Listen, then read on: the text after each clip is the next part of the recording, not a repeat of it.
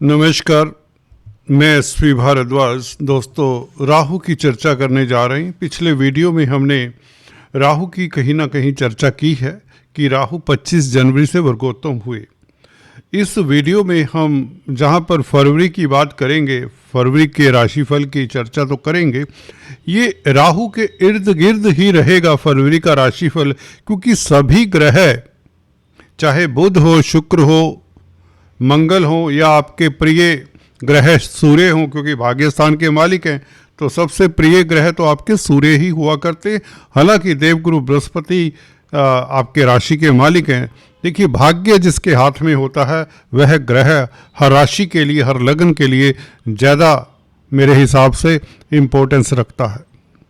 क्योंकि अगर किस्मत साथ नहीं दोस्तों, तो कितना भी आदमी पढ़ा लिखा क्यों ना हो, कितनी भी पीएचडीयां ले ले, कितना भी इंटेलिजेंट हो ले, कुछ भी उसके हाथ नहीं आता। जब तक किस्मत साथ नहीं है तो वह कहीं नहीं पहुंच पाता। सच बात तो ये है। प्रारब्ध, that is most important thing. तो सूर्य आपके लिए सबसे उत्तम ग्रह माने जाते हैं और इसको आपको जरूर स्ट्रॉन्ग करना चाहिए। उसके लिए आपको सूर्य को जल तो देना ही चाहिए। भले सूर्य उच्च का हो, किसी भी स्थिति में हो, सूर्य को आपको हमेशा खुश रखना चाहिए, शांत रखना चाहिए। दोस्तों, चर्चा करते हैं इस अजात शत्रु योग की, और साथ ही चर्चा हो जाएगी फरवरी का महीना आपके लिए कैसा जाता है। दोस्तों, यह चर्चा लगन पर भी आधारित है। अगर आपको अपना लगन मालूम है तो यह चर्चा लगन से भी देख सकते हैं। ग्रह कुछ इस तरह से रहेंगे दोस्तों। ये चारों ग्रह, मंगल भी आ जाएंगे हालांकि 23 तारीख को कुंभ राशि में। 3 तारीख को बुध का राशि परिवर्तन कल से होगा।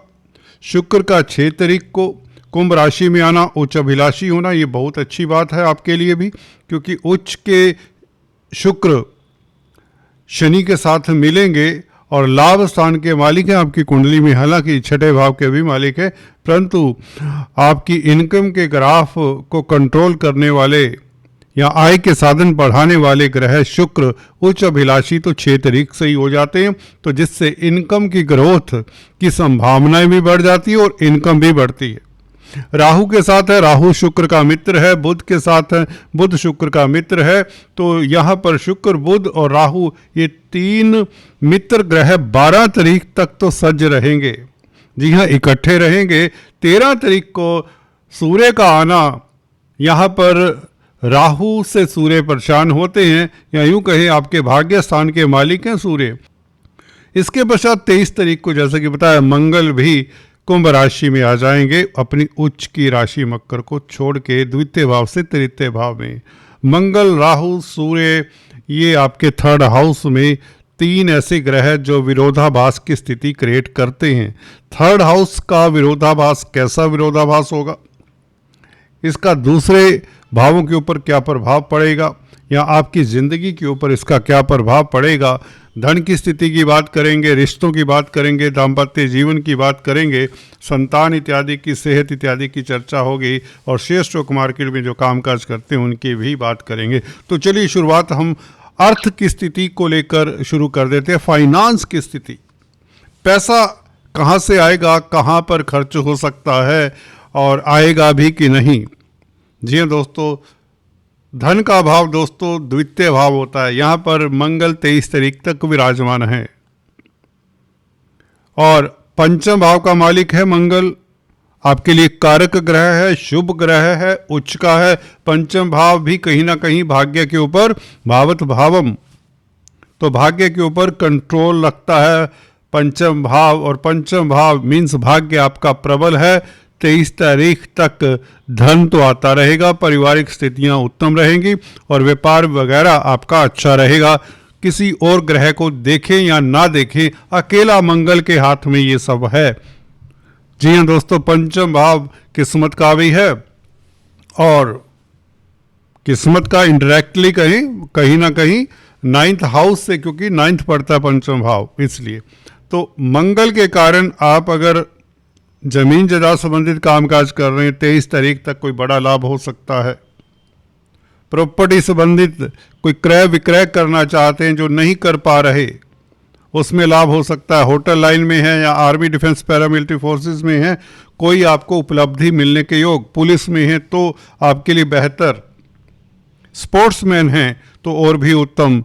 अगर आप छात्र हैं, कोई पढ़ाई कर रहे हैं, क्योंकि मंगल की चतुर्थ दृष्टि अपने भाव के ऊपर, पंचम भाव के ऊपर, ये हायर कॉम्पिटिटिव एग्जाम्स का भाव भी है, प्रतिस्पर्धाओं का भाव है, एंटरटेनमेंट का भाव है, तो प्रतिस्पर्धाओं में उत्तीर्ण होने के योग बने रहते हैं। देखिए, एक तो इनकम का ग्राफ बढ़ेगा, भाई बंधुओं का साथ मिलेगा, मित्रों का साथ मिलेगा, कॉन्टैक्ट सर्कल कहें तो आपका नेटवर्क सर्कल जो अभी तक क्लिक नहीं कर रहा था, काम नहीं हो रहा था, जहां जाते थे पैसा अपना ही मांगने, वो पैसा नहीं मिलता था, और कहीं ना कहीं कार्यों में अवरोध थे, स्लोनेस था, स्लगिशनेस थी, तो वह चुस्ती आ जाती है।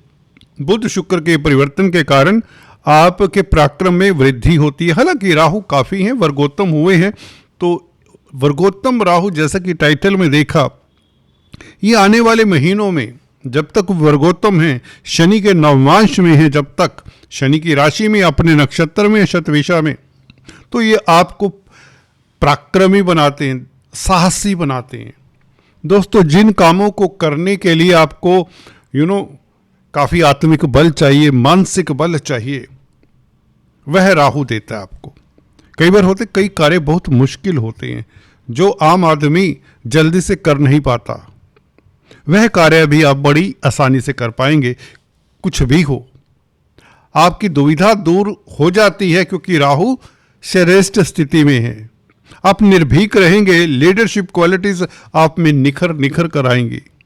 अगर आप पब्लिक वक्ता प्रवक्ता है तो आप दोस्तों सेमिनार्स में, सम्मेलनों में गरजेंगे।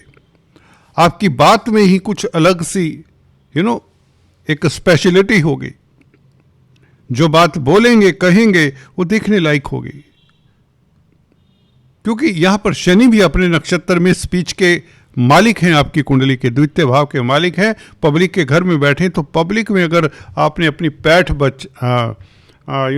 बनानी है, अपने आप को साबित करना है, तो आपकी वोकैबुलरी इस अवधि में ऐसी होगी जो कभी नहीं होगी।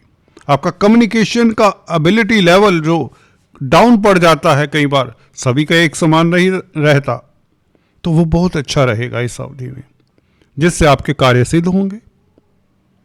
देखिए, स्पीच का बहुत महत्व है। स्पीच का कारक बुध भी शनि की राशि में, कुंभ राशि में, राहु के साथ, मित्र के साथ, शुक्र के साथ।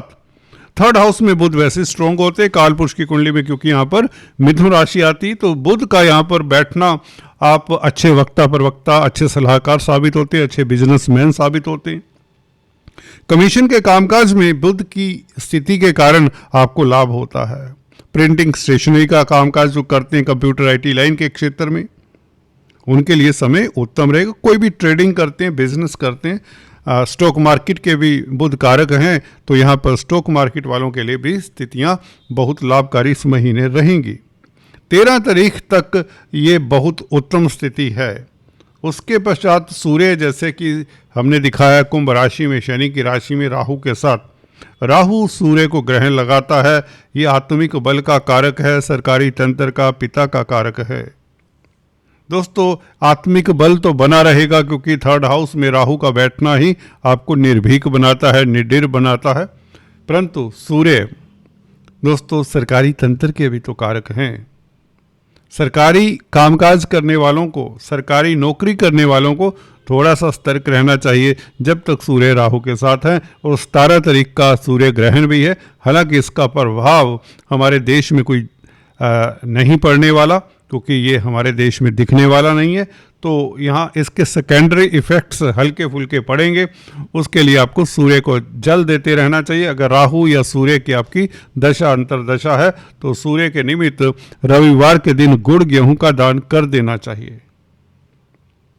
फिर भी क्योंकि राहु सबल हैं, थर्ड हाउस में बैठे, पर चांस आप किस्मत वाले, यहाँ पर सूर्य कोई ज्यादा प्रभावित नहीं होते एज फार एज आत्मिक बल इज कंसर्न्ड। हाँ, सूर्य का, शुक्र का, बुध का, राहु का, केतु का प्रभाव आपके भाग्य स्थान के ऊपर जो लंबी यात्राओं का भाव भी, धर्म कर्म का भी भाव, ईश्वरीय आशीर्वाद देखें तो ये भाग्यस्थान ही देता है। तो यहाँ पर किस्मत आपकी साथ तो देगी। सूर्य अपने भाव को देखता है, बड़ी बात है। सूर्य नवम भाव को देखे तो यहाँ पर किस्मत आपकी इंटैक्ट ही रहेगी। किस्मत के कारण बल्कि आपके कई कार्य सिद्ध होंगे। कैरियर को लेकर जो अवरोध आ रहे थे वह दूर होंगे। शनि की दृष्टि कैरियर के भाव के ऊपर इस अवधि में आपके कार्यों में अवरोध नहीं डाल पाएगी।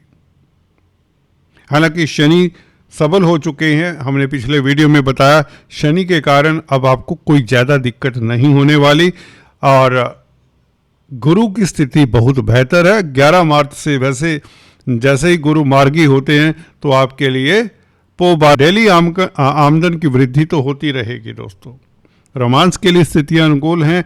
जो सिंगल्स हैं उनकी शादी के प्रबल योग बनते हैं, उनके लिए प्रपोजल्स आने शुरू हो जाते हैं। गुरु का प्रभाव मुझे लगता है बेहतर है। गुरु अपने नक्षत्र में है, पुनर्वसु में, तो ये आपके लिए कोई दिक्कत का कारण नहीं है। और शनि भी अपने ही नक्षत्र में है, कोई दिक्कत नहीं। राहु भी शतभिषा में अपने नक्षत्र में। तो दीज प्लैनेट्स, जो ग्रह अपने नक्षत्र में होता है वह आपके लिए सुखद फल ही देता है। तो यहाँ पर बुध शुक्र के कारण अगर आप क्रिएटिव व्यक्ति हैं, कलाकार हैं, कला के क्षेत्र में हैं, ग्लैमर की फील्ड में हैं, स्त्री वर्ग से संबंधित कोई कामकाज करते हैं, डांस, ड्रामा, म्यूजिक, राइटर हैं, पत्रकारिता, इलेक्ट्रॉनिक प्रिंट मीडिया के साथ हैं, तो आपके लिए समय अच्छा रहेगा, बल्कि बहुत अच्छा रहेगा। हाँ, सूर्य जो सरकारी तंत्र में उन्हें थोड़ा सा सतर्क रहना चाहिए। बॉस के समक्ष कम ही जाएं या अपना फाइल वर्क पहले से ही अपडेट कर लें। अदरवाइज ये महीना पूरा अच्छा है। इसमें राहु की जहाँ तक बात करें, अजात शत्रु योग इसलिए बनता है क्योंकि 3rd हाउस में राहु वर्गोत्तम हो चला है और वर्गोत्तम ग्रह दोस्तों उच्च के ग्रह से कई गुना बली होता है। राहु श्रीखे प्लैनेट 3rd हाउस में हो, 6ठे भाव में हो, 10वें भाव में, 11वें भाव में हो, ये उपचय स्थान कहलाते हैं। इनमें बैठा हुआ राहु दोस्तों आपको ऊंचाइयां देता ही देता है। और ये राहु तो एक तो मित्र क्षेत्रीय है, कुंभ राशि में है, तो ये इसलिए अच्छा है। दूसरा, ये वर्गोत्तम हो चुका है, तो ये बहुत ही अच्छा है। और ये क्या अच्छा करेगा, ये आपको शत्रुहंता बनाता है, कोर्ट कचहरी में फतेह देता है, राज दरबार में आपका सम्मान होता है 12 तारीख तक। उसके पश्चात सूर्य के आने से आपको थोड़ा सा सतर्क रहना है। हालांकि दिक्कत नहीं आएगी। अगर आपकी राहु या सूर्य की दशा अंतर्दशा है तो आपको उपाय करने चाहिए जो मैंने शुरुआत में बताए। कुल मिलाकर ये राहु आपके लिए बहुत अच्छा है। ये सूर्य को जरूर पीड़ित करता है, परंतु आपकी रक्षा भी करता है। 3rd हाउस में बैठकर शत्रुओं के ऊपर हावी प्रभावी आपकी जो प्रॉब्लम्स हैं आप उनको चुन चुन कर सोल्व कर सकते हैं। फरवरी के महीने में ये आपको मानसिक आत्मिक बल देता है और आप तंदुरुस्त रहते हैं। 100 बात की एक बात, आपका हेल्थ भी अच्छा रहता है। जब दोस्तों राहु जैसा ग्रह स्ट्रोंग हो जाए तो ये सारी कुंडली के ऊपर कंट्रोल करने वाला ग्रह है। ये कार्मिक ग्रह है। राहु केतु की एक्सिस तीनों भावों को प्रभावित करने वाली एक्सिस बहुत गजब है, क्योंकि भाग्य इसमें आ जाता है, किस्मत आपकी साथ देती है। 23 तारीख के पश्चात क्या होगा, राहु सूर्य मंगल जब इकट्ठे होंगे, इसकी चर्चा दोस्तों नेक्स्ट वीडियो में करते हैं। उसके लिए जस्ट थोड़ा सा 1-2 दिन का इंतजार करें। राहु मंगल के साथ, राहु सूर्य के साथ, शुक्र बुध तो चलिए राहु के मित्र हैं, इनको मुझे लगता कोई दिक्कत ज़्यादा नहीं होने वाली। क्या होती है दिक्कत, इसकी चर्चा अभी करेंगे। अभी इतना ही। Thanks for watching this video. Please do subscribe, like and share. Thank you so much.